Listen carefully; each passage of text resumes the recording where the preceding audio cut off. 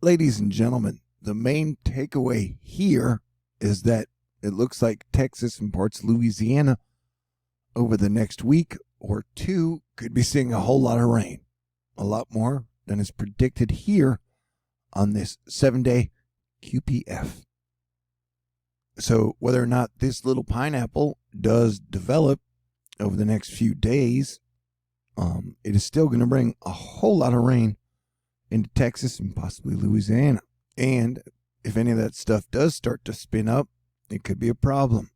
Right now, there's still a decent amount of wind shear, so it's something to keep an eye on.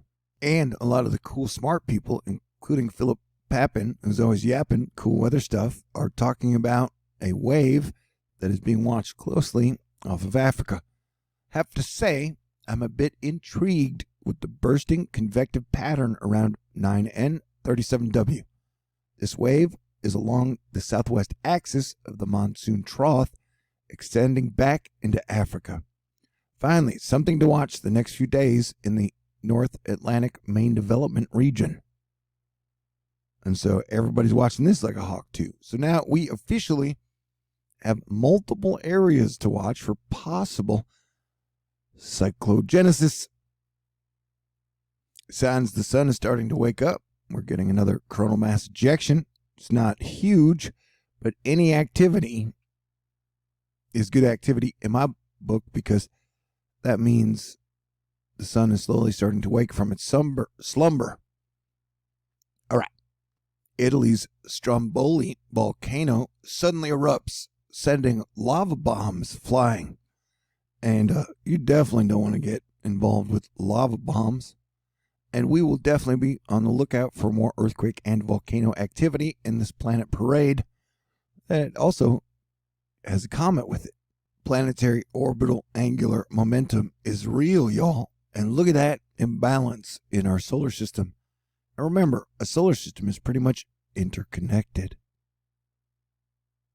And with very impressive C2020 F3 comet NEOwise crossing Earth's path today or tomorrow and getting closest to Earth on the 23rd and 24th, this is definitely a situation to continue to monitor.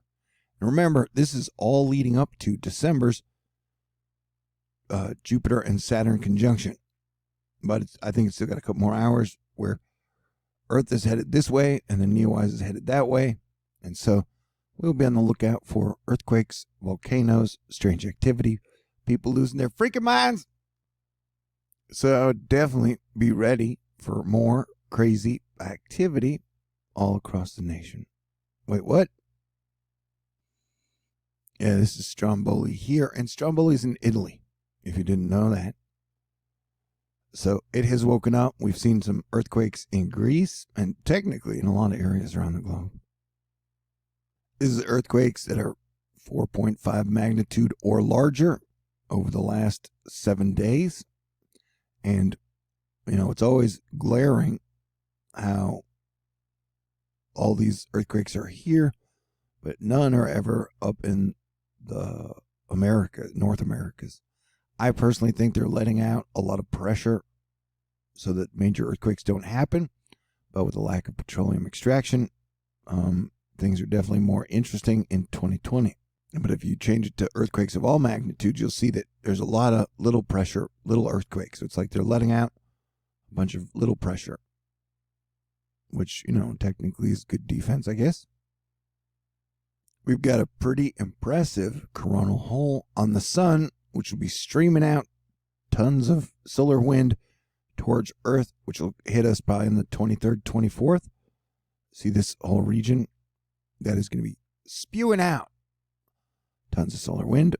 So the auroras will be charged, particle filled throughout the week. And that'll be in the area at the exact same time that we'll be looking out for cyclogenesis development from both entities. Invest, 99L and then like 97L or 94L. I don't know. Sometimes all the L's numbers and stuff confuse me. Yeah, solar wind incoming. A stream of solar wind might hit Earth's magnetic field on July 23rd, 24th. The gaseous material is flowing from an equatorial hole in the sun's atmosphere. It's not a major hole, That's what she said. But the emerging gas might be enough to spark high-latitude auroras when it reaches Earth this week. And noctilucent clouds swallow comet NEOwise. Told you he was lucky, and I think he's a good omen. Hopefully things will improve eventually. My guess was September. Yesterday, we had the brightest display of noctilucent clouds that I've ever witnessed, and the fading comet NEOwise was hard to find in the bright night sky here up north. So there's the comet, and then here are our noctilucent clouds getting all naughty. I think this has been the most photogenic comet of my lifetime. You guys are allowed to disagree. But yeah, it looks to me like the noctilucent clouds are stacked and jacked, bro. Yeah, I know. You want to hear about precipitation and wetness. So here I go.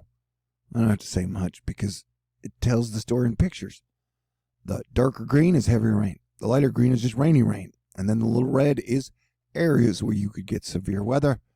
And Mother Nature's been picking on north central USA and Canada over the last few weeks. It's become like the new tornado alley. It's almost like tornado alley down here. It's shifted up north a couple latitudes. So we're still looking out for severe weather tonight, and then we'll be looking out for severe weather tomorrow, and then a whole lot of rain the day after tomorrow. If you're happy and you know it, clap your hands. Hey, this is the thing I like to watch. This is my favorite if I got to watch for hurricanes, major rain, any type of development. You know, we've got the area right here. This is precipitable water, and so you can see that there's a lot of water willing to participate in whether it be a storm, a depression, or, you know, just lots of rain. So you got one there, and then now people are watching this. I think it's this area as it's coming off of Africa. Man, the ocean is so cool. Look at that. That seems kind of crazy face. That's kind of weird. Wind is also magical, ancient, and our friend most of the time. Don't piss the wind off, bro. Look at those strange pockets. Beautiful. The East Pacific high pressure zone still playing a lot of defense.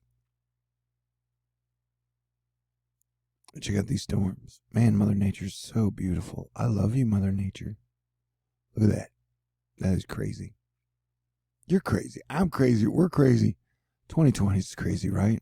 There's been major, massive, horrendous flooding in China. Like really, really some of the worst stuff I've seen since I've been doing this. So say a prayer for them if you can. Remember, this giant patch may eventually switch over to the USA in a week or two or a month. So be prepared. We are deep into hurricane season. Technically, we're not even halfway through yet. So now we're in hurricane season and monsoon season with a lot of the pulsing rain going to be moving up through Mexico. You saw the rain chart into the Four Corners. This isn't weather related, but check this out. This guy in Portland is walking a smoke dog. I want a smoke dog. You know, that'd be awesome. Yes, Domenico, I would brave the wild animals to photograph that sky. Oh, dear. The United Arab Emirates sent a spacecraft to Mars. Its launch went off without a hitch. Everybody loves Mars, except for me. I love Venus and Jupiter. Now, check out these beautiful filament arcs on the sun. Come on, baby. Wake up, because empires fall during a solar minimum, and then empires rise during a solar maximum. I'm ready for good times. I'm ready for fun. Thanos hates fun, man. And this filament information is brought to us by industrial engineer Irene Giorres.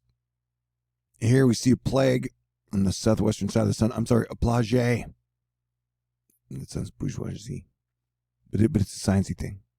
So, stay cool. Have a great night. Have a great morning. I'll do my best to keep on top of it for you guys, because you guys treat me great. And thank you to everybody out there for being so cool. Oh, and thank you to all the people who kept calling me fat over the last 2 weeks. So I've cut down on my drinking, cut down on my eating, started exercising and shit, and I've lost 20 pounds in 2 weeks. So thanks for that motivation. Peace out. God bless everyone.